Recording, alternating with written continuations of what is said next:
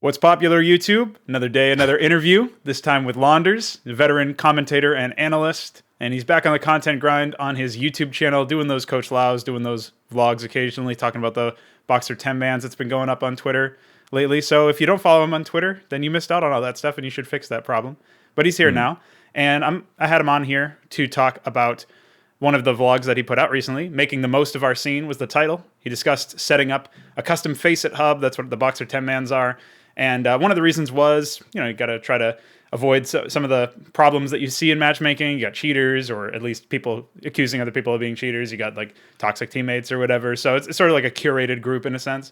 And the other thing that you mentioned in that vlog was the state of the game and the fact that, the game is pretty good, generally speaking. And most of the problems in the game are coming from like outside the game state itself. Like there's map pool issues, or there's like tournament, oversaturation or something like that. Like issues that are more related to how we've handled the scene as opposed to the game itself. So the big first question that I have for you is to sort of lay out that in a little bit more detail. Wanted to hit you with, what are the biggest problems exactly in the CSGO scene that you see right now? Well, first of all, thanks for having me on. I should have half expected that introduction. I've been like going into my team speak for this advanced team that I'm coaching for fun, and they start hitting me with the intro on YouTube too. So I can't really escape it. But I think it never hurts to have taglines. Yeah, no. It's a big first question to kick things off. Of what the question is, what are the biggest problems in our scene right now? And I guess that'd be a good way to outline the conversation. I think it's, like I said, and like you referenced in the video, a lot of the stuff about the actual game itself is great. And I think fortunately for us, if the game being great is something that a lot of games that have kind of died or had, really, really interesting and problematic issues in the past haven't been able to overcome. And then that has like really destroyed their game. But for us, the game itself isn't so much a problem, but there are still some bigger structural issues in our scene, and a lot of them have to do with the professional scene and some financial and I think it all comes down to structure, really. I think for a thought experiment after I made the last video, a lot of us are talking about how League of Legends and Riot have built a great system where they have so much structure in franchising so that and scheduling, it's all sorted out. So your viewers never get burnt out. Your orgs know that they can make money. Your players never are playing too much. It's always exciting to watch League of Legends matches because they're all scheduled. The regions are even locked so that, and those have their own problems as well. But it's such that it's much more sustainable scene, I think. And at this point, I mean, the money's going crazy. Everyone and their grandma is getting 30K a month. And, a lot of these players would play for less. And it feels like at this moment, it's very unattractive for orgs to stay within Counter-Strike. So I honestly don't really know where to start. There's so much, whether it comes to the financial side of things or just the scheduling, the tournaments, the orgs. Like, where do you want to start? Well, we can start with maybe some of the issues that almost explaining them as we talk about potential solutions as well. So if we're just going to talk about the role that orgs and players can play when it comes to fixing some of these problems, what would you say to that? Like, how would orgs, teams, players, how would they do their part to try to right some of the wrongs here? Well, I think some of the orgs show more interest in the game than others. We just had 100 Thieves leave. Right. And people are making the joke that, maybe 100 Thieves didn't even notice. Nadeshot didn't notice he had a roster. And they kind of felt like TSM when they came in to pick up a Strawless. Like, there wasn't that much attention from the org to the team itself. And I think in-house, they had some cool people working at 100 Thieves and a great brand overall. But it didn't feel like they were a super Counter-Strike focused org. And so from that perspective, orgs can always just do a better job with kind of, if you're going to spend $150,000 a month on your roster, just paying their salaries, then maybe try to maximize their value by, doing things like creating content or using those players or like developing them, or, maybe to find out more about what Chet had issues with. I think it probably had something along the lines of something to do with roster changes or being able to have power or having a system of control where your coach is in charge and gets to make some more important decisions, not having that. Basically, set a power structure up like a Strawless where you have Zonic in charge and you just trust him to make those decisions and then believe that that's going to trickle down into all the way down to the player level. But making the most of your players, something the orgs can do. The players themselves, I mean, they're doing their job. They show up, they play the game. That's what they get paid to do. They can be media trained and directed to do content. They can be encouraged to stream more, but they should be focused on winning. And that's what we talk about with like Henry, for example, and how he's running Cloud9. That team is going to have their priorities in order and is focused on winning and making sure they're making all the best roster moves possible. And that's great. And then from the players and orgs, like that's kind of the most that you can ask for them. And then with it's really, I guess, the big issue is the fact that Valve are not an esports company. They're just a video game company, and an amazing video game company. I'm sure lots of us love Counter-Strike and got into it because we played other Valve games like Half-Life. When Half-Life 2 came out, it was like a pedagogy in kind of gaming, and just like every step of the way, there's been something revolutionary or amazing about the games that they've created and have created amazing experiences for us. But they're not an esports company. They just run TI every year. With CS, they're very hands off. We have the ESIC don't even have a direct line to Valve for the most part. I think they haven't even talked to Valve a single time. And so without something that looks like franchising, some kind of structure in the yearly circuit, there's only so much onus that you can put on everybody else to say, like, here's what you need to fix. And my video was kind of focusing on what I can fix and what we can do with tertiary content or tertiary rules in the scene to help things get better. And what are some of the things that you can do as a content creator or as a broadcast talent collectively? Just that that whole clique of individuals. How would those individuals come in and maybe right some wrongs, or at least just move the progress bar a little bit further up?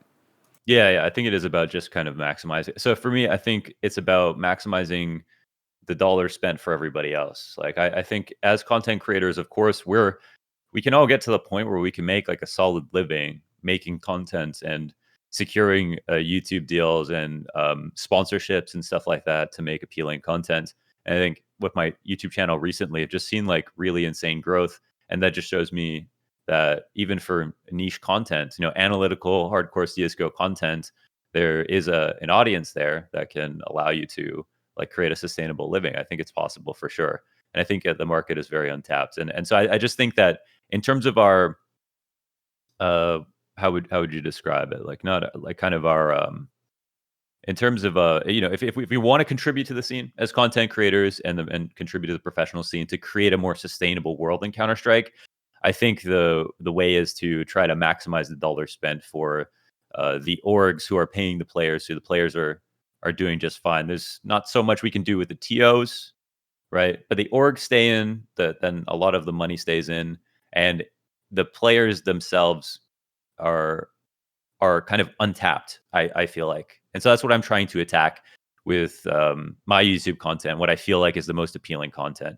So like, for example, when we saw, let's contrast two interviews. And we saw the Esatag interview that, Machine got really upset about because Sponge had all these questions for Esatag about their win at ESL Pro League and wanted to know more about like what happened in the match. And then Esatag was kind of a closed book. And to be fair to Esatag there, he's the new guy. So he probably felt like, I think he was being a bit tongue in cheek and probably felt like he couldn't give up too much, but didn't know where the line was for himself. But just to draw that in contrast to Alexi B's interview, at his losing interview after got 3-0'd by FaZe at IEM New York, and to hear how much gold there was in every single word he said about specific plays that were made and different setups that they used and what they expected going in and what someone's emotions were like, and like, Issa hyping up the team, or like Valda having a crazy match, or like all of these different things that we do not get to hear or see about. But I think there's something very obvious right in front of us, and that's that every once in a while we hear that, we hear somebody will release a match with player comms, or we'll get an interview on the desk with like a golden nugget of knowledge that will repeat for years. And that just, to me, shows us how obvious it is that there's so much more to get from these players. And ultimately, this is entertainment. Sports are entertainment. For the sports players, it's about excellence, it's about legacy, it's about winning. But for everybody else, and the only reason they get paid is because it's entertainment for everybody. It's entertainment for the world to watch. And in entertainment, it's all about personalities and people. Like it's about humanizing the players. It's about understanding more how they think.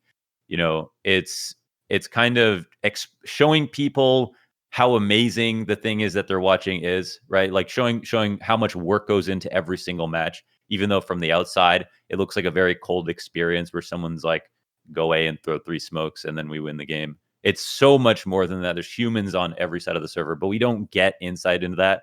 And I think that from as content creators, we should just be leaning into that as much as possible. Trying to get as many interviews as we can, learning about what players say, collecting all that information, and then enriching the enriching the experience of watching professional games. And that's kind of what I'm going for on my channel. And I think there are some great content creators popping up right now that are doing similar thing. One way that you can tie a direct line between content creators and tournament organizers, sort of what you alluded to, was that there's not really that much control that we or anybody really has over the tournament organizers themselves unless they're directly involved with their operations. But one thing that I can come up with just off the top of my head is the fact that I've heard tales, when Moses left for Team Liquid and when Henry G left for Cloud9, that one of the reasons why they weren't very satisfied with their role as a broadcast talent was because they weren't really given an opportunity to even like just get a cameraman and a player and sit down with them for a couple minutes between games and produce that shoulder content that would have helped alleviate the issues with having just like a 30-minute wait time splash screen or something, you know what I mean, where it's just some B-roll footage, but it's not really content. It's just like a placeholder for when the content actually does show up, which is obviously the main broadcast. So there wasn't really that supplementary content that people were hoping to be able to create. The broadcast talent themselves were looking for that kind of agency. Is this something, and with regards to broadcast in general, the tournament organizers in general, that they could improve upon? Or are there any other things that come to mind as well that might be useful for that sort of thing?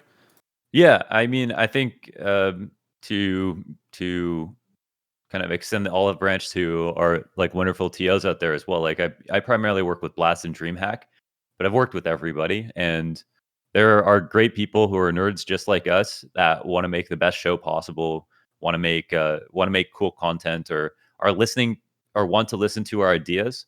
But at the same time, we're also contractors who clock in and clock out, and sometimes broadcast days can go 11 to 14 hours in crazy situations. And some of that is starting to change. But I think as Moses was talking about, it's taking quite a long time. But when I worked at Blast and Blast London, for example, at the beginning of this year, our schedule was basically, we had a great hotel to stay in. I had the entire day with I'd get a great breakfast in the morning, spend 3 hours in the gym, be able to come in, cast one best of 3, and put all of my energy and effort into that one best of 3. And then we had dedicated content days where we would just run around with a camera and make all of that content that he's talking about. And I was able to do a show called Blast Overtime that happened after the day's end, which was amazing. And it got the players in front of a camera to talk about things, to humanize them, to make them more likable, to make some fans for these players. And that was it. That was awesome. That was exactly where I think we wanted to go.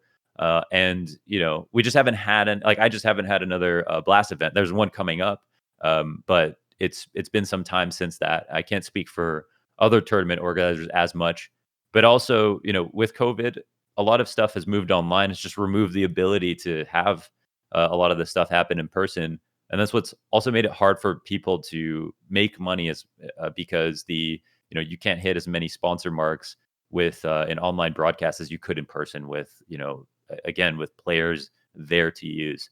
But I think we were just burgeoning on that point where we could kind of get to the point where we were like actually dedicate days in a live tournament to just making content and then incorporating that into a broadcast, which I think is exactly where we want to be. So I think we were close, and unfortunately, due to extenuating circumstances, we couldn't get there. But I really feel like we were coming up on that. And I just know for me personally, when I do have a tournament organizer that's shown enthusiasm, I've put in 100% effort into trying to maximize that, right? Like I understand cameramen who cost a couple $1,000s a day. And so if they're going to be there, I'm happy to use them. And I would come through with ideas. I would always, and a few of us would create sheets and drop some ideas and talk directly to organizers and make these ideas happen. And I was doing that. So I think that there's more of that on the horizon. And unfortunately, we've just taken a step away from that. So we're now kind of like boot camping through COVID, like all together to try to make the most of things. But I can understand Moses's frustration. And I do think we hadn't maximized that yet. And that's where he was coming from. How can the fans, sort of turning the responsibility onto them, how can they help with the situation that we're dealing with where, any of the problems in our scene? Is there something that they can contribute to in a way that they aren't right now? I mean, I think also, in the video that I made, I really wanted to say, like, I mean, some people just want to be fans, and that's awesome. We need people to be fans. But I think there's a lot of people out there who can go and start. I mean, it's not 1980 anymore, right? Like, you can start a YouTube channel for free. You can make content for free. You can do commentaries on stuff. You can contribute and have fun. And I think there's a lot of people that aren't those creators that could be, that just need somebody to help them out, just like with some advice on logistics or building a brand or something. And that's why I opened up my DMs to people who want advice with doing that. But I feel like you can contribute any way you want. You don't have to do anything if you're a fan. You can just watch. That contributes to metrics that these tournament organizers will use to sell sponsorships, right? Like to able to say, they had 500,000 concurrent players or people watching ESL Pro League finals is great for ESL. And if just by watching, you're being a good fan, I guess. I think the only thing I would want fans not to do as much is to kind of complain as much about things that are free, because I think everyone's kind of very entitled. But we at the same time, I always try to look at like why that is, as opposed to like, why are people so annoying or stupid or whatever. And I think that the reason is because there's no discourse for them to understand the amount of money and stuff that goes into it. Like, just like we haven't humanized the players, I feel like TOs are looked at as these cold, entities that are in the shadows trying to squeeze every dollar out of everything, when most of them are bleeding out money and working as hard as they can to make great products that people want to watch for free. And so I would like for people to understand that they should just be a bit more patient, understanding, and realize that they're getting tons of entertainment for free. Like when people complain about games and how exclusives moving over to Epic, for example, there might be a couple of valid reasons why they'd be concerned about that. But I think largely they just want to play their games on Steam. But when when we were younger, and I don't know how old you are, but when I was younger, you had to pay for every single game you played, and now you can literally play the most amazing games for free all day long and watch Twitch broadcasts, multi-million-dollar productions for free all day long. You don't have to have cable to watch the NBA finals of esports or whatever. And I think the entitlement bleeds into some frustration, which de-incentivizes maybe Valve from caring as much, maybe TOs from caring as much. Then I think it just makes it worse for everybody.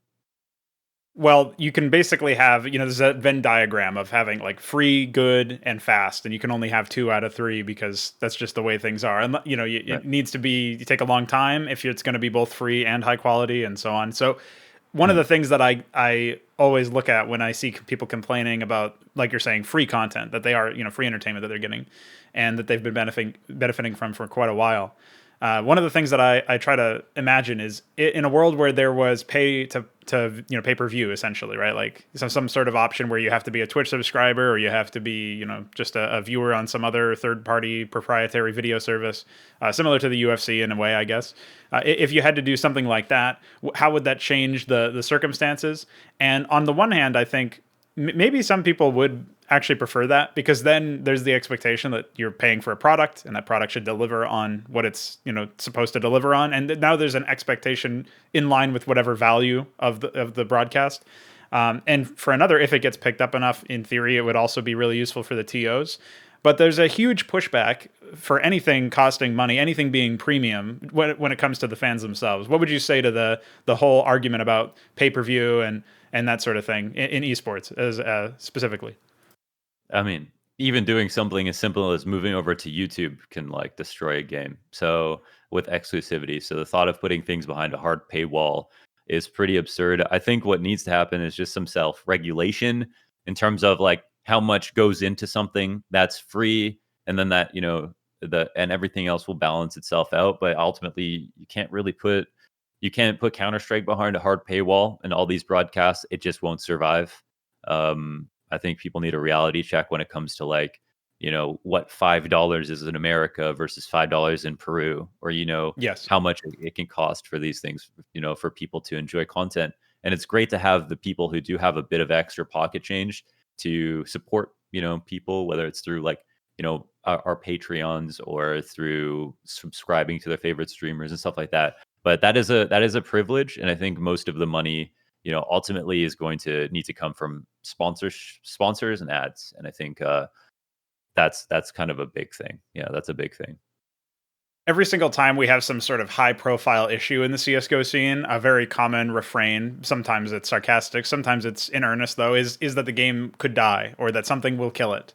And obviously right now Valorant is quote unquote the CSGO killer. It's being marketed as such. But before that, it was Overwatch, a couple years back. And we all saw how that one turned out. So it seems like we're still alive. CSGO didn't care that much about being killed, apparently. So the question that I have, like the problem with asking about like, could CSGO die or anything like that is that or is it dying? It's just been asked so many times that it's almost lost meaning. It's almost become a cliche among the scene. So if it's a hypothetical scenario, I travel back from the future and I'm like, launders, CSGO is dead. It finally died. If you had to put to words what you thought might be the cause, what would possibly result in CSGO dying? Is it even possible in your opinion? What do you think? I like the way you frame that. It's a great question. I think the only thing in my mind at the moment is that would be a possible reason for how CSGO could die is if Valve directly destroyed the game, like brought the R8 back and just refused to remove it because they hated the community so much. I mean, apart from that, I just can't think of a single other reason. If the game is good, for example, I mean, like I played StarCraft and it died, but that's no one's going to point to like even Brood War is still going, an unchanged game from like so long ago.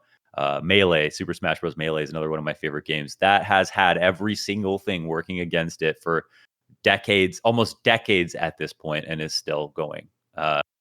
Good games don't die unless the developer kills them. That's just, as far as I'm concerned, that's the only time that happens. And even in that case, where at Nintendo actively works against Super Smash Bros. Melee, the game can survive on grassroots power alone, to the point that they can still attract sponsorships, even if they're small. They can still pull 100,000 people or 200,000 people for a grand final to watch on Twitch. That is enough to sustain a grassroots esports scene, and that's a good game that hasn't got an update. The devs haven't updated the game in almost 20 years. I mean, if that's not proof that good games don't die, I don't know what is. And for Counter-Strike, it's not the game itself. Again, we've all played games that we've seen that were great, but they changed and then you left. A game getting bored is the least harmful reason for people to be worried about a game. For people to get bored of Counter-Strike, it's a very small problem. I think staleness is a problem, and that's something I talked about. It has to do more with the map pool than anything else. But it's a very small problem. That's a fixable solution. I see fixes coming on the horizon. Adding content and whatever I'm sure Valve will do, but even if it didn't ever get an update, there's still people playing 1.6 right now, right? Like it's just not a big. So the only way that it would die, in my opinion, is if Valve actively worked to kill it. Some kind of orange box update for CS:GO, basically.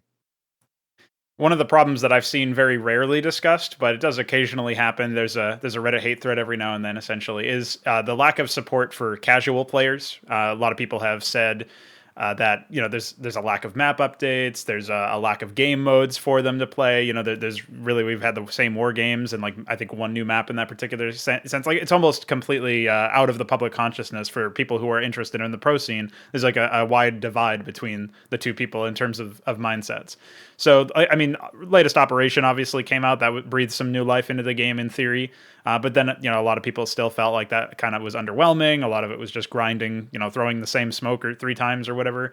So nothing really super titillating, at least compared to some of the other stuff. So the other thing that's very frequently cited is cheating in matchmaking. And especially since as a free-to-play player without any investment, if you don't want to spend 10, 20, however many dollars it is to get Prime right out the gate, then you are going to be put into like low trust factor games essentially. And the Hmm. other issue with that is, of course, like there's a lack of transparency around that, which we understand why, because if they were fully transparent about the system, it could be gamed. But because nobody really knows what it's like, and the average fan who or casual player probably wouldn't even want to Google that stuff anyway and look it Yeah, up and really study it, like it's kind of out of their purview. Essentially, the question here is, do you agree with first the premise that casual players are in need of some sort of better content or experience? And what do you think, what kind of changes would improve their experience? Essentially, they are kind of the lifeblood of the scene in a way where if you don't have the casual players, sort of like if tier 2 or tier 3 goes out in one of these pro scenes, everything else bottoms out. There's nobody to filter up out of that and become a more hardcore enthusiast. yeah. I mean, it's true. Like the casual player is not going to like care or look up things that the hardcore audience is going to like try to explain to them without anybody like telling them to. And I think like I play Dota with my girlfriend like every night, like a couple games, and I get to see how much more Valve loves Dota than Counter Strike every single night firsthand. And just to see that game has its own problems and they have their own complaints, but in like the you don't have to have a scientist come into the game to tell you that that game has gotten more love and affection from Valve and how it's made a world of difference. Now, FPS games, of course, have an ongoing cat and mouse situation with cheating, and that's never going to change, as far as we know, from all the talks that we've heard from devs. That's just something that's never going to really change. I don't have a computer science background, but that's just smarter people than me have said that, so I'm just going to go ahead and parrot them and believe it. And I think with and unfortunately, that's such an important thing for Counter Strike. Like, let's say we had no cheating and matchmaking, and then the average player who wasn't going to look things up and try to figure out like a third party client or really invest money into a game that they wanted to play for free. They could just play matchmaking and not worry about cheaters. The new user experience would soar through the roof. Like that's pretty much our last and biggest problem. And luckily we have third party clients, because if not, the game would be completely unplayable. Like not like one of those fluff Reddit threads that are so annoying about how like a pixel is misaligned or something like that, but like actually an unplayable game. But even still, people want to open up their game, join a lobby, play with their friends, and you can't do that. You can't do that. And even when I was in a period where I was casting a lot and I just wasn't playing a ton, I didn't really want to go on a third party client and play a more hardcore experience. I just wanted to like play shitty Counter Strike with my shitty friends and like have fun. And matchmaking was our first thought, but it was just not fun to do. It's just you got turned off all the time. I do think with VACnet things are changing. It does feel like there are more just testimonials that there's less cheating and matchmaking, which is awesome. And it feels like this is actually a long-term solution towards fixing cheating, as opposed to constantly attacking the last program they find out about. So that's great, and I just don't know enough to comment on that. So hopefully that does end up being something that gets fixed ultimately. But yeah, like a new user shouldn't have to learn how to use console to enjoy the game, to load up a workshop map, or learn to play that they can play while they're queuing if they know how to use console to type in map, whatever, Inferno, and go practice their spray. That shouldn't have to be a thing. You should be able to play on 128 tick servers. You should be able to 10-man in the game client. You shouldn't have to get onto a hub or use Pop Flash to play a 10-man with your friends in the game. And you know what? Fuck it. Just go copy what Valorant's done already and just some of their user experience stuff and just bring it over. Just quite simply, these are really simple solutions that are now proven, that you can go and look at the hate threads on their subreddit, not even have them on yours, pick the best and worst parts, pick what you want to add and remove to the game, and just bring it over to Counter-Strike and make the new user experience a lot better. And I just don't have to like lay out what all those things are. They're right before our eyes. And they even have some information with Dota about how to make the new user experience a lot better. I mean, just to list off a couple, like to, make the community browser something that's easier to understand so that people can find death matches that are way better than the 64 tick bullshit deathmatch servers that Valve use. Stop pushing those to new players when there are great ones out there that are run by the community.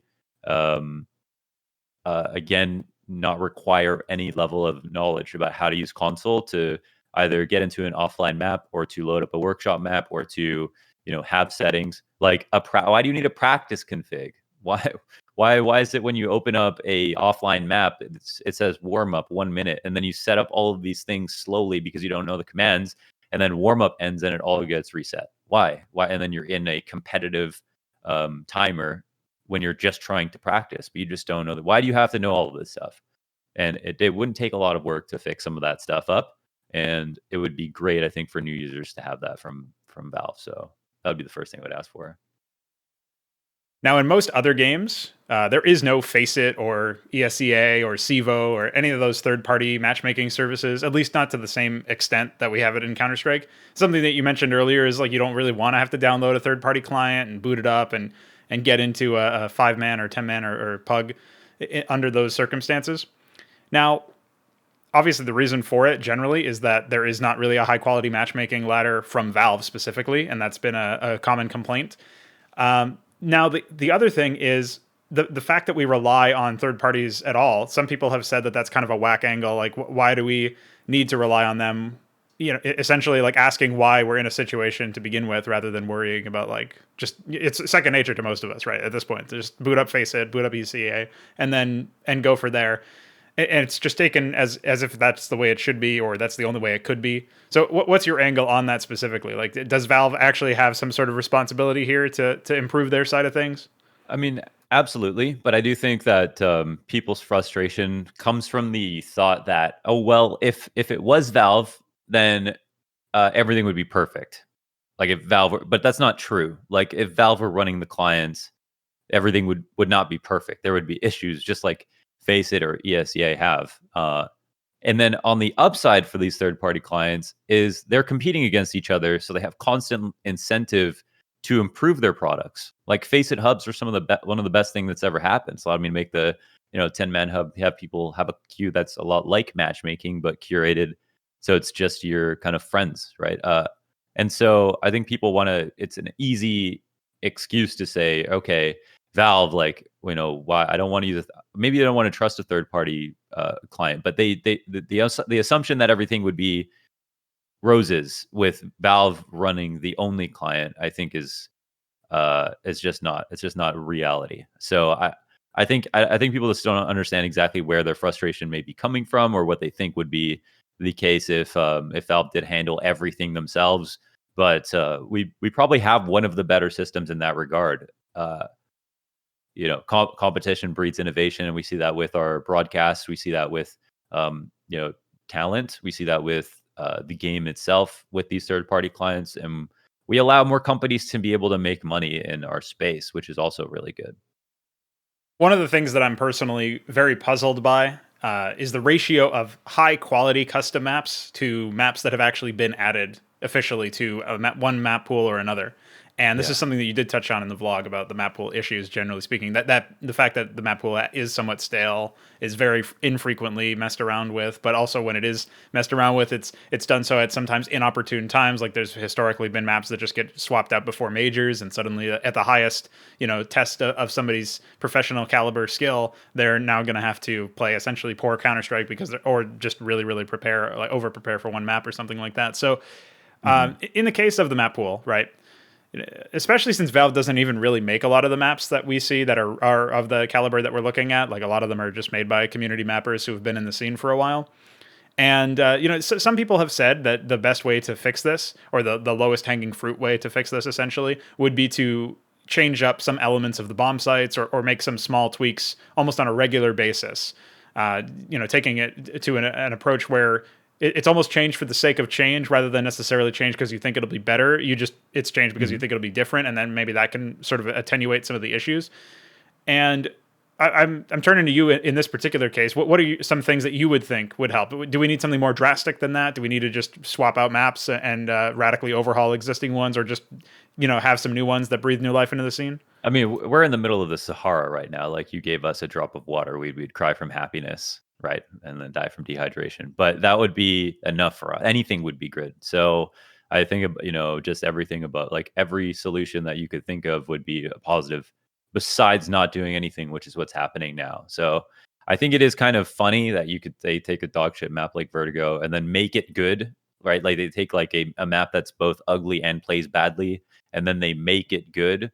And then they take overpass out of nowhere after people have spent thousands of hours creating beautiful, as you're saying, community made maps that are play tested, grassroots, and then they take overpass that has none of that and just make it good over the years and force it down. But they're not willing to do that again. They're not willing to do that with community made maps.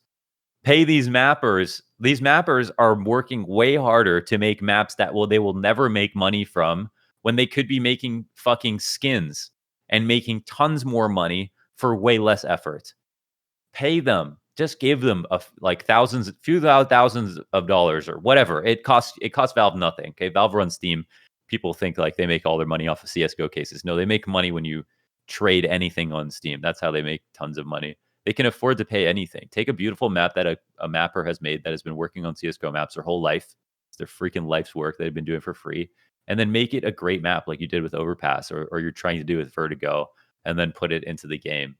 The alternate solution of updating it to, like, let's say you rearrange the boxes on A site Mirage and then change the meta on Mirage. That could be great. I mean, people have problems with the meta. People would miss old Mirage.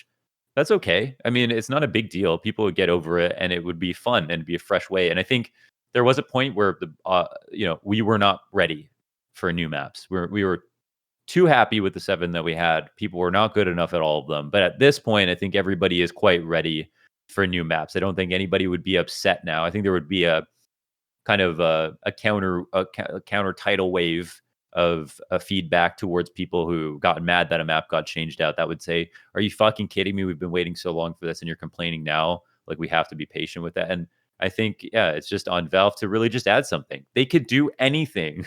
Eventually it would be good. There's no way that they could make a new map and put it in the game and for it to be good right away. We already know that. Like, it's just not possible, because 50% of the map being good is people playtesting it and at a high level, right? So it just has to be the way that it goes. You put the map in, and then in 2 years, it'll be a good map after feedback and updates, from the smart designers. But literally give us anything. And I think it'll be a positive at this point. Yeah. One of the other points that you made in the vlog was that, essentially one of your primary points in a sense was that because CSGO's game state is great, we don't really have to worry about that. We got to attack things that are structural, that are more surrounding that. And you also mentioned that you were an aficionado of Brood War in the past, like you're a big fan of that. And that is essentially my home game, so I'm quite familiar with it myself. And the game, that particular game, was balanced purely through maps. There was no balance patch after, like, I think 2007 was the last patch, and it wasn't really heavily balanced. It was like bug fixing and stuff. So barring some mechanics or some bugs in the game that were banned from tournament play, like you can't do certain worker walks and you can't like block missile turrets with observers and crazy shit like that. Aside from stuff like that being banned in competitive play, the game really was just maps. And one of the great things about that was that, for one, you had the opportunity to almost always play on, unless one of your opponents is BMing you with one of these banned strategies. Even on the regular ladder, you can play under the same conditions that the pros can, which is understandably something that people want to, they want that to be preserved in competitive play. They want the casual fan to be able to play on the same maps with the same sort of game state. So this kind of shoots the argument in the foot that maybe there should be some sort of like pro mod or something like that is exclusive to the professional scene or to up and coming players, because of course you want it to be somewhat consistent. With that said, there are people who do actually detract from the game state of CSGO and the situation that we're in. A lot of people have said that the economy is really out of whack right now, especially at a professional level, but just in general. It seems that Valve is pushing towards the results of having like almost every gun be a gun round, or every round being a gun round rather, and having very little in the form of at least full saving. They don't want that anymore at the pro level. They don't want that anymore just in general. Other people have said, this is obviously a complaint going way back, is that there's random elements in spraying now, so you can't be as skilled as back in the 1.6 days, or I think that was actually a 1.3 or something. It was a while back. The imbalance of pistols was another one that people have historically had a lot of truck with. And generally speaking, the question now is, are there still improvements to be had in the game state? Or is it just that you think that maybe that's diminishing returns? Like it's not really worth focusing on it at this point when there's everything else to do? Are there any things that come to mind? I mean, I'd love to hear like exactly, I'd love to just like kind of just discuss like all of the things that you've heard people say because I don't even know like apart from okay, so here's what I think like the economy being changed is like numbers being changed. It's not something that needs to be fixed. It was a conscious decision to like change the way that the game gets played. And I don't think like if that's the most prominent issue, I think we're at like a really strong place. Like compared to jumping hitboxes being misaligned. Like that is like the ultimate kind of injustice to be able to like shoot where someone is and like not hit them because their hitbox wasn't where it was supposed to be, or like your ladder hitboxes or crazy stuff like that. Like all that stuff has been fixed. The economy was like was a directed change by Valve knowing what would happen and then getting what they wanted. And I think the only thing that's really the only thing that's really bad about that is that the games have become so long now. It feels like it's just like games are always so much closer because there's less of an advantage for the team that won. They've improved the comeback mechanic in Counter Strike, and I think that can attack the balance of CT side, which is a bit more fragile because things cost more money. But I don't think until it changes the map balance too much that is going to be an issue for Valve. I think the only thing is like once you get to OT with timeouts with the new economy, games and tournaments and days become so much longer, and a best of fives can just be incredibly exhausting.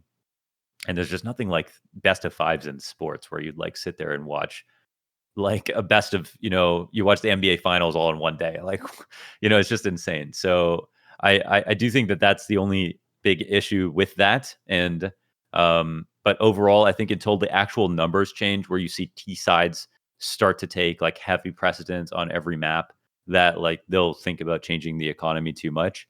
I think overall it was problem. There was problems with it before, man. Like having to double save or just seeing a 7-1 scoreline, and like a team having their economy broken like right at that mark and having no way to come back into the game, knowing the game was going to be over, was an awful experience for us to cast, to draw up storylines. It made it worse when you get the 13-2 half because one team got stomped. And then you'd talk about how the other team is playing so well. And then the exact same thing would happen in the second half to that original team. And you'd have to flip it on its head and talk about how the opposing team is now suddenly so good. When in reality, they won one important rifle round, a pistol round, and 2 Anticos, right? Like that was also stupid. I mean, I don't think that means that they were the better team. I think they just won a crucial swing duel in an important gun round and broke the economy of the other team. I don't think that's fun to watch. I want to see more rounds with strategy. I just don't think. I think the hard part is balancing where you spend $20,000 in one round and you lose to a team who's only spent $5,000, and that's where the issue is. I think $500 pistols one shotting shouldn't be a thing, but these are also changes that like I don't know. Like I think largely when we're playing, we don't notice them or they're not that bad. They're small changes that they've added purposefully, but they're not bugs, right? They're not like issues where we're not even sure if they can fix them. They're changes that they may be better if they're changed, arguably better if they're changed, but not objectively in any sense. We don't know that for sure. There's still two factions of people, one who believe the new economy is good, one who believe the old, and they both have good arguments. Same for the $500 pistols. Do you know what I'm saying? Like it's not super cut and dry with some of these issues. Yeah. And then, and then for everything else, like I just don't know. Like spraying is better in CSGO than 1.6. Like 1.6 was just there was so much randomness where you can you can count where every single bullet is going to go in your 30 bullets spray with some variance on every single bullet, if that makes sense. Like then 1.6 you didn't know where the end of your spray was going to go. Valorant, you don't know where the end of your spray is going to go. I like it like this. I think it's great. So Well, the randomness is for distances. There's a point where at some point the distance after a certain amount, like the way to instead of dropping off damage or something like that, the balancing mechanic is that there's just random, right. which obviously removes skill expression because you can't account for randomness. If you got the random shot, okay, cool. If you missed it, okay, cool. But like it's not really a decision that you can trace back to being like, oh yeah, that's a good one. So I think that's where some people have complained about, or that's like the angle that they've attacked it. But I do understand where you're coming from, comparing it to other games like Valorant having that randomizer where it just changes the spray every game or something like that is what I've heard. That every single spray is different. Oh, it's every single one. Okay, Yeah. nice. So who knows? Ridiculous. But Yeah, but so, I'm with you though. I actually think like I really prefer to balance damage over accuracy because like for that reason, like at least if you did 10 hits because they were super far away and didn't kill them, you at least didn't feel like you missed. Your teammates who are sitting there with you in Discord aren't laughing at you for whiffing a shot when you know you were dead on them, right? Like you hit them, you just didn't do a lot of damage. You're rewarded for where you're aiming, which I think is great. The trouble, of course, is like what do you do with AKs then, right? That really breaks the mold with a $2,700 gun that can kill in one shot, but then it's dead accurate. So it's like it's kind of tough to balance on damage alone.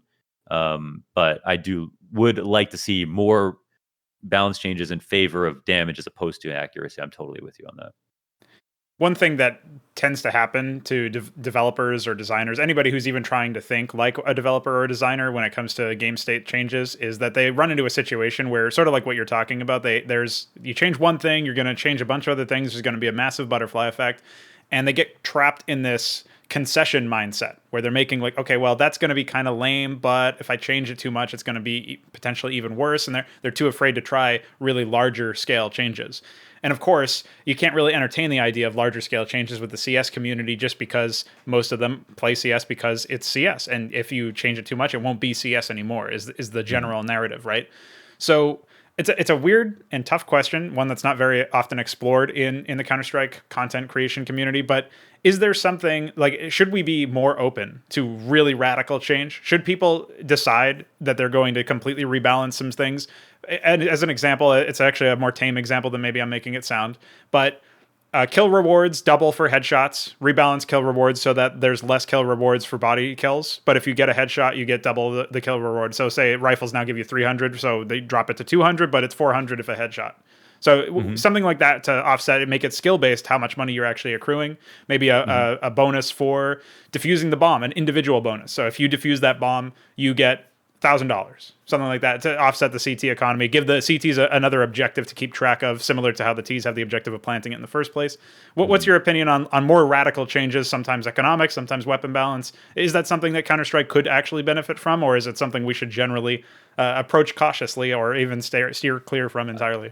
One thing I've never been able to really I've never been able to relate to that idea of like not accepting change in games. Like I've always been open to change and I've been a big Valve apologist, I think, along the way, just of seeing it their way, or just like being okay with things that have come in and just like working with them, or like not getting too mad about stuff. And at the same time, I have gotten mad about them at them about things, and have probably said some regrettable things on Twitter at one point or another. But I'm just not one of those guys. I feel like I'm okay. I'm comfortable. I'm a bit more comfortable, I think, with change than most people. And so yeah, I mean, some of those ideas could be cool. I think like the bomb plant one. Maybe there's incentive to kill your teammates so you could defuse for that individual bonus, or rewarding headshots. Might be a bit strange just because a lot of people are aiming lower these days for crouch peaks to do more damage to the stomach, but then also, are looking for a headshot if possible, but won't always get it. But like, does that mean like people are going to aim headshot level too much and then maybe miss kills they could have gotten? But I do like the idea of incentivizing better gameplay that way, as opposed to Valve nerfing spraying so people would tap more. Like, what the Yes. fuck was that, right? So I'm with you. I'm down for it. Do we need it? I'm not sure if I personally think we do. Like, I don't think that's like that's where I would be like, where I want the freshness to come from is like maps. Like I'm happy with the game the way it is, and I think I'm comfortable with it changing. But I think that's like a lateral move to me. But to me, I don't think that would bring more people back into the game. I don't think that would reignite people's love for for the game itself. Personally, but maybe you feel differently. Maybe some other people feel differently. I think where the game becomes like really fun again is like relearning or learning new maps, or getting a visual update, or uh, being able to re-explore strategy in a game that has run dry on Dust 2 and Mirage, which is crazy because it's not easy to do. Like I've never seen another game run a map into the ground so hard like they have with Dust 2 or Mirage, with the fan base. So for me, it's all about maps. But I understand. I can understand where that's coming from. I talked about it a little bit earlier, the idea of a pro mod for Counter-Strike, and the counter argument is, as I laid it out, you want to keep things consistent, but we have these third-party leagues. Those servers could be changed to use a pro mod in theory. Is that something we should explore as a community, or is that another thing that's just a little too risky, a little too different?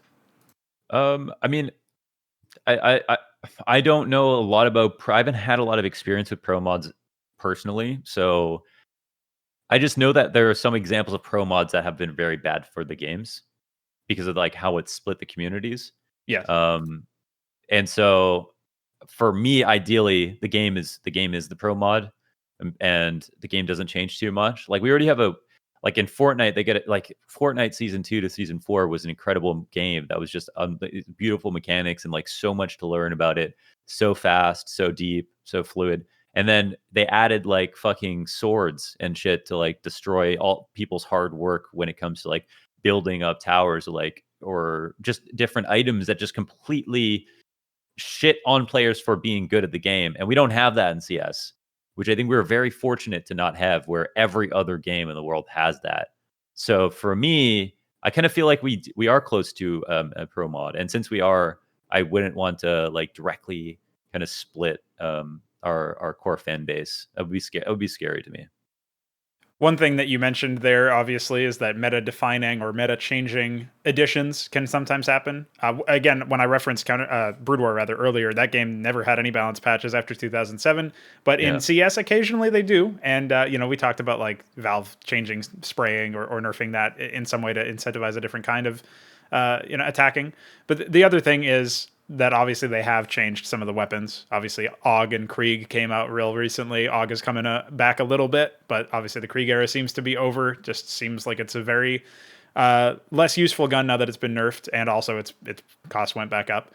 So, is there something fundamentally wrong with how Valve balances weapons? Is this something where like you say, they're not really an esports company; they're a gaming development company. But even under the circumstance where you're trying to balance for even the casual players, is there something amiss? If you try to put yourself in the shoes of developing for both sides, are they failing at both, or is there some like silver lining? Because the community generally thinks that they have just done a terrible job. Like they do not have Valve's back generally when it comes to these balance Yeah. changes. I mean, So I would argue for the most part, like they would say that, but they wouldn't be able to explain to you why coherently. Like I think like they'd be hard pressed to actually say why they're mad. I feel like a lot of people are very frustrated because of like I think in the past, like up until this point for many years, there were so many missteps that like we're just hurt, right? Like we're just hurt, like we're not willing to try again in a new relationship, right? Like we're just like this is I don't trust you anymore at this point, but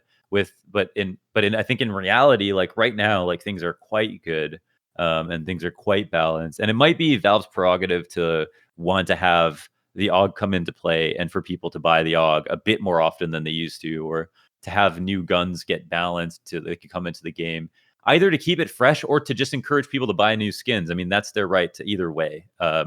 And I think like most people want AKM4 op Deagle in Counter Strike, and they wouldn't care if every other gun got removed, and that's fine. And I think both are good as long as it's not unviable to buy an AK, M4, op, or Deagle, where it's not you're not griefing, you're not inting by buying those guns. As long as that's not the case, then where you Krieg meta and you have to buy a Krieg or you're literally throwing.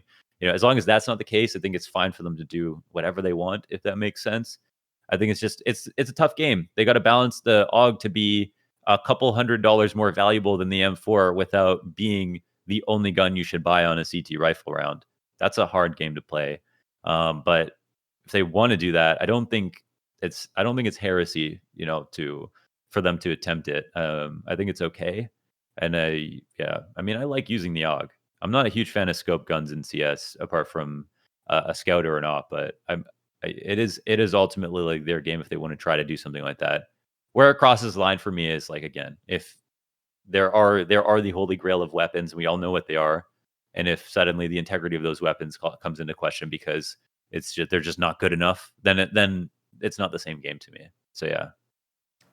another component of the vlog was talking about content creators, incentivizing some people who would aspire to be content creators to come into the space and get their careers started.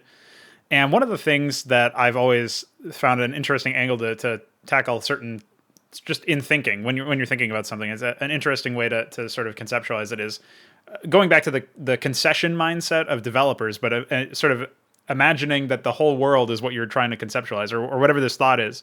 And what concessions are you making? What are you missing? Like, if you could somehow think outside the box and envision a world where X or Y was different, so something's got to be there that would potentially completely overhaul or revolutionize how you're thinking about things, or what the products end up being. So to this end, we're talking about content creators, and you mentioned earlier that there's some content that's just completely untapped. What are people just stuck with, like, expectations, and are they just expecting the same content over and over again? Are they missing something really obvious? What's some really good content pieces or styles of content or genres that you think could be made in the Counter-Strike space that just aren't being made either in good quantity or at all? Yeah, I mean, I think it's like more in-depth meta-analysis videos, to be frank, that I think like it like shows like it's server time are able to give us insight to. Interviews with players are enormous, but asking the right questions. So like I can watch, Thorn interview Apex and learn a lot more about Vitality and his IGLing and like different stories about the players. I think that's what we want. And then expounding upon that with content that goes in game, right? Tying it into what I think any content that is content that you watch that will enrich your experience watching professional Counter-Strike, like in this, in a world where the games keep happening so much, it's the same matchup over and over again. Oh my God, it's FaZe Vitality in a grand final one more time. Or probably not FaZe, but some two teams in the grand final facing off against each other in an epic duel every single fucking weekend. Making that experience a little bit better is, I think, where the gold is, and I think that comes from the interviews, the meta analysis. Like that is the next tier. Also, the salaries. That's why I'm really encouraging and hoping that teams will bring more transparency to their player salaries for the sake of the players, for the health of the scene, for more open and honest discussions about these things, for more interesting content pieces about players, their roles, and how much they're worth. And I think all of these things are what will kind of make everything more interesting to watch, to talk about, to be a fanatic of Counter-Strike. I think that's where the gold is. And so like I watch, so for example, and that's what I'm exploring with my content every day, just finding new ways to talk about it, to get more into that. So I watched Alexi V do that losers interview versus OG, and then I recorded a Coach Lau video that's coming out today on Alexi B, talking about what he kind of looked at, or what he mentioned in that interview, talked about their Mirage T side and tried to understand where Alexi B was coming from his Mirage T side. And I think largely it depends how many, like most people don't have 4,000 plus hours in Counter-Strike and a background on a team. So a lot of them need a helping hand when it comes to understanding, but they are smart enough to understand what they're watching. They just have no frame of reference for getting to that point. And so that's my idea. So it's to give people more of a frame of reference to understand what professional Counter-Strike is all about and how hard things are and what it means to be an IGL and how calls are made and why decisions take place, why your favorite pro player peaked this when you wouldn't have done it, even though you're Gold Nova too. Why did he do that? Like that's the kind of stuff I think those questions should never be asked. If those questions are asked, then there's a viewer out there that is wasting their time watching a broadcast that could have such a better time watching games. Such a better time. Like I think that's where the big discrepancy is. And the more meta analysis, the more interviews and stuff like that, that's where we get more out of each match. That's where we get so much more out of each match. Interviews are definitely a big thing. I mean, obviously that's my stock and trade right now. I was curious as far as somebody who, obviously you've done your fair share of interviews back in the day when you were working with Yahoo Esports and then even just on an independent basis. So one of the questions I have for you is the biggest sort of roadblock for interviewers, if they're trying to come in and they're trying to do essentially what we're doing right now and find a guest who's got charm and wit and a lot of brains, and they're trying to figure out who it would be. Usually they have some idea, generally speaking, at least in my experience. I know what kind of questions I would ask what kind of people. And the biggest problem that many people have found is figuring out a way to actually make the connection and then say, like, find somebody who will say yes. Basically, look for the people who will actually appear on a broadcast or on a recording with them, and essentially snag that interview. And maybe some people are more partial to like text interviews. I know that pro players are more partial to that. And that's the stock and trade of some of the HLTV writers. But is there some sort of tip or some sort of process that you would go about to trying to secure interviews with high profile guests or just guests that are personally interesting to the interviewer? Is there some situation where you would have some sort of process in mind for how you approach that? Because that is, interviews are something you can't do by yourself, unlike analysis in theory. So how would you go about sort of solving that problem for people who are coming up and are looking to get started with interviews? Well, you had Thorin on the show, right? Yes. I mean, you probably just sent him a message, didn't you? Well, yeah. I mean, he also followed me, so I think that's the reason why he was able to do it. But yeah, it was through Twitter, so it wasn't anything like grand. I didn't have to like do smoke signals or an airplane. For me, sorry. And like gender reveal airplane. Yeah, like, exactly. No, and you sent me a message. Correct. Right, so just shoot your fucking shot if you're out there and you want people to come on for an interview. I think most people are very lazy and are sitting around for, a lot of hours in the day, and it's literally quarantine. There couldn't be a better time to get someone to show up for your podcast or whatever it is. No matter what the size of your show is, just ask and keep it simple. Just be like, hey, do you want to come on for a show? Here's my podcast. I'd love to have you on. And then eventually, you can build up a body of work and build your brand and all of that stuff. But it's just not hard to find guests. Like, we're all in this together. There's a lot of us who are down to earth that are willing to come on for a show. I really, in all my experience interviewing players, I find it unbelievable that people don't like talking about themselves. Like, that's to me the most surprising. So you should not feel weird about asking someone to come on a show to have them kind of jerk off in front of an audience. I mean, it's a little bit of a weird example, but like, like, hey, they can't see the lower half of you. They can only see your head. So whatever you like. Right. Who knows what I'm wearing down? But, people it's just not, people like talking about themselves or answering questions. It's just not that. It's not like you're really pulling them to do a work, right? You're not asking them to analyze your demo, right? You're asking them to come on and like have a conversation and like talk about stuff they want to talk about. Like, I was excited to come on and talk about, to expound upon some of the stuff that I talked about in my video, because it was only, 20 minutes long. And, no one wants to listen to me talk for an hour and a half by myself. So it's cool to have an interview, to be able to just discuss with someone and have different perspectives come in, have those ideas challenged and stuff like that. So if you want to do a podcast show, an interview show, just start asking people. And if you can't get A1 guests that have giant brands and tons of charisma, you can start with people who will show up, and those people might be interesting. And interviews are a great way to cross-pollinate. In fact, one of the best ways to build your brands, because after this is done, I'm going to retweet this, and then my audience is exposed to your content. And that's how you should think about making your interview show. Like, as soon as you get anybody, whether it's 400 followers or 40,000, that's 400 or 40,000 followers that never had any idea about your content. That's huge. Whereas if you are shooting your, making an analysis vid and throwing it out into the ether, there's no promise and no initial leap for your content to get out to the masses, except for maybe a chance on Reddit or the hope that someone finds it right on YouTube via recommended. So interviews are one of the very best ways to build your brand, to get your content out there. Just start asking people, check to see if the DM thing is open on Twitter, just shoot people a message. And literally the only regret you'll have is being too scared to ask people. And don't have that regret, man. Don't have that regret. Every single person that I've ever talked to when it comes to them aspiring for content creation positions, or just the idea of them being a content creator, they've always wanted some sort of short-term fix or trick that will help them essentially short circuit maybe the learning curve, maybe it'll propel them to stardom or something like that. I mean, it's the same deal in a sense with people asking for configs or res or view models, right? They think that a lot of that stuff maybe matters more than it actually does, or they simply think that it'll give them that 1% edge that they're missing, and they maybe focus on those things.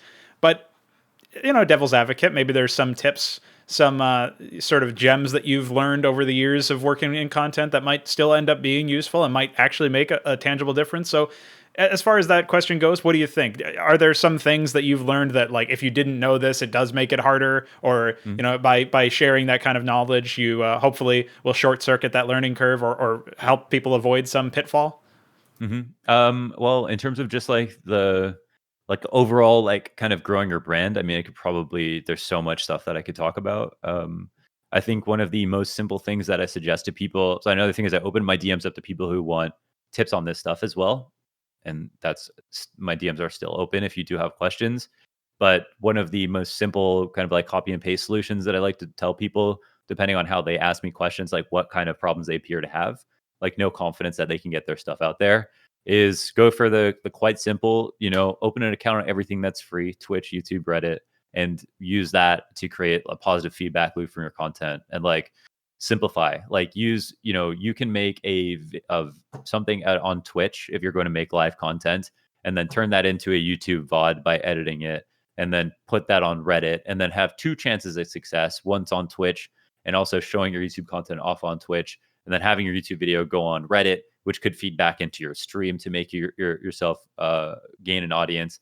And for me, like I remember once I was talking to somebody on Reddit about something on the CSGO subreddit, or I commented, my opinion, like my amazing opinion in a subreddit comment, just as like another user would. And then someone was like, and I got a bunch of upvotes, and someone was like, the only reason you got upvotes is because you got a check mark. I was like, the only reason I have a check mark is because I got upvotes, my friend. I used this website to propel my content that people found compelling by just posting. And then eventually it got to the point where, like, yeah, people wanted to see my opinion on things, or wanted to see, what I had to say, or my content, or my analysis, or whatever it is. And that was all just via Reddit. Like that got me, my first, like, almost all of the 80,000 subs at some point probably had to do with Reddit. So I would use that to create a feedback loop of subscribers and attention to building your brand up.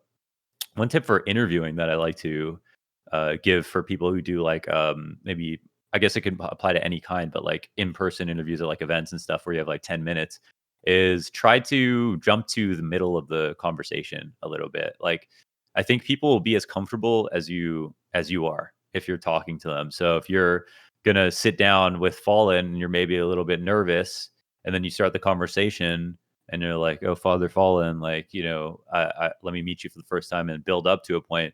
Well, you're wasting your time. I mean, if Fallen didn't know who you are, but you came in super confident and just started talking about stuff, he'd be great with that. In fact, it'd probably be easier to talk to. So I always recommend, if you're a little bit starstruck, or you, for whatever reason, try to ignore that and try to just jump to like, you guys are already friends when you're asking questions, and then you'd be surprised at what people will give you. Like I think I used that tip I used that myself with Semphis, and then suddenly he was like, "We're all on Adderall." Like I didn't even say anything. Like all I did was talk about something random, and I was just there listening and having a conversation. And all of a sudden, he delved like some. He just produced this like crazy amount of insight for nothing, just because he was comfortable. So I would try to replicate that in interviews as a tip. One of the things I'm generally surprised about in the content creation scene is the fact that we really don't have that much of a crossover between pros and content, like professional players, but also like commentators and content. You get some people who do both, like yourself. You get occasionally you'll get like some people who do it more infrequently. I remember like Sean Gares, when he was on the desks, he would oftentimes have the occasional YouTube video and stuff like that. But a lot of pros and some commentators as well simply seem to avoid doing it, and it's understandable. Are obviously quite busy people with their main gig. But is there... Yeah, they're just lazy. Okay, yeah, it could be that too, right? And I was curious as to if you had, you mentioned Alexi B earlier and how insightful some of his content actually was. And then even with the case of the Astralis players, there's a chance that maybe like Esatag would be more comfortable in his own room, in his own situation where he's controlling everything, and maybe he just records some content himself and puts it out on YouTube, and maybe that's more comfortable for him. So maybe he can like get the okay from the org to let people know about certain things, and essentially in a situation where he's doing the workload there. So are there some pros or some broadcast talent that you think, if they focused on it enough on the side, would put out really good content that the scene would really crave? All of them, man. They all have so much information. Like we're all so fortunate to be able to go to these events and have like insider information, and they should all make fucking content, dude. It's like pathetic. Like everyone's so lazy. Like I think we just get paid a lot more for doing broadcasts, and so our priorities change a little bit. But one of the reasons I came back to YouTube is because I want personal agency over the stuff that I make. And if there ever the situation where like I didn't want to cast anymore, or I would like to do like produce different kinds of content, like I want to do game reviews or something. I've done that before. I want to do that full time. Suddenly my passions changed or whatever. I could do that. I have, the freedom to pivot. And I just feel like, yeah, I mean, I feel like some, maybe if you're broadcast talent or you're a player, for players, I think I understand a bit more. Like your whole life, like it kind of feels like if you're just not always doing CS, like whether it's DMing, practicing, thinking about CS in some sense, then you're like wasting time. And then that's maybe why you lose a match. But I doubt that they're all that dedicated, to be honest. And I think a lot of them probably do have the time. And some of these players are pretty incredible in terms of understanding these opportunities, like Alexi B. Cadian has been on the desks before. Nifty, has been brave enough to come on a desk. That's a big step to go onto a desk for the first time.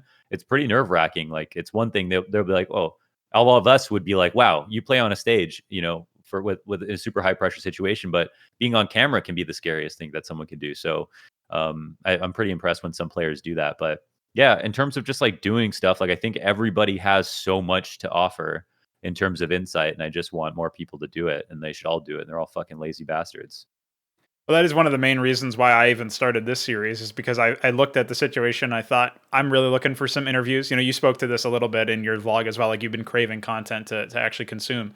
And it was pretty much the same reason I saw a series or an area where there's a lack of content, lack of high quality content, but just in general, lack of content, forget about quality. And I felt like you're saying, the people in the scene are, in my opinion, criminally under-interviewed, or under-explored in a way. Like they've got so many ideas that they could be providing. They've got a lot of thoughts on a lot of different topics. I mean, we covered, weapon balance, game state, scenes, like the structure, tournament organizers, and all that stuff. So we covered a lot just in this one interview.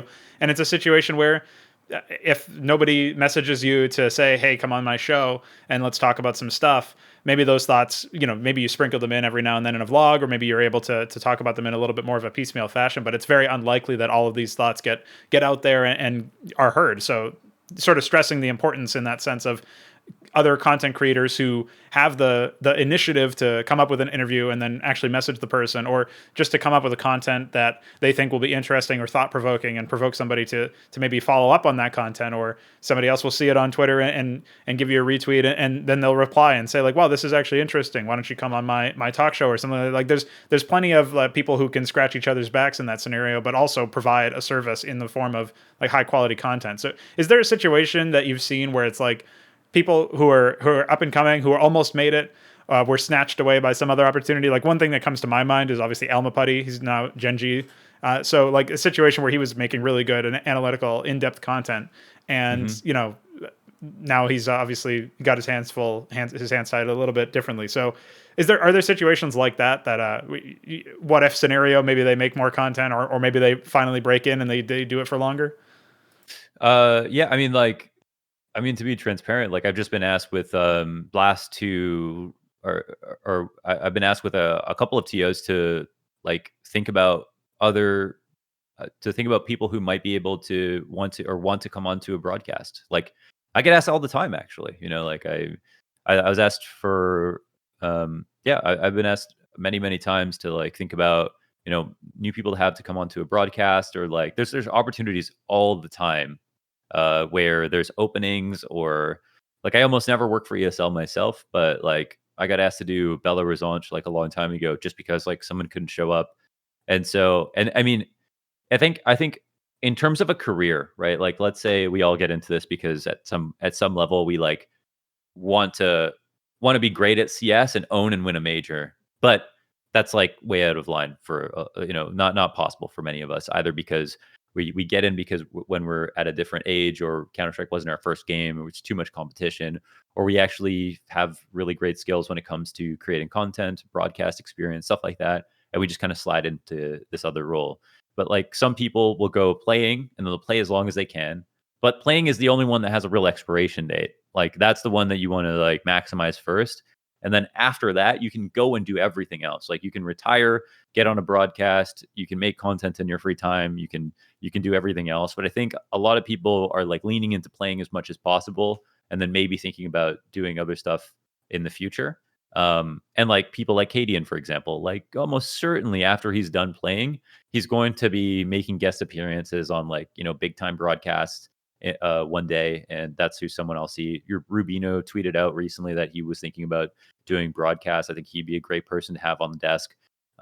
So it's not like what ifs for me, it's just whens, right? Because I think that they eventually, like all the best commentators in sports and stuff like that, they're older. It's just something that you get better with, you get better at with age, and getting better at talking to people only gets better as you get older as well. So everything that you can do when it comes to content or anything on the broadcast will just age like wine, whereas playing will not.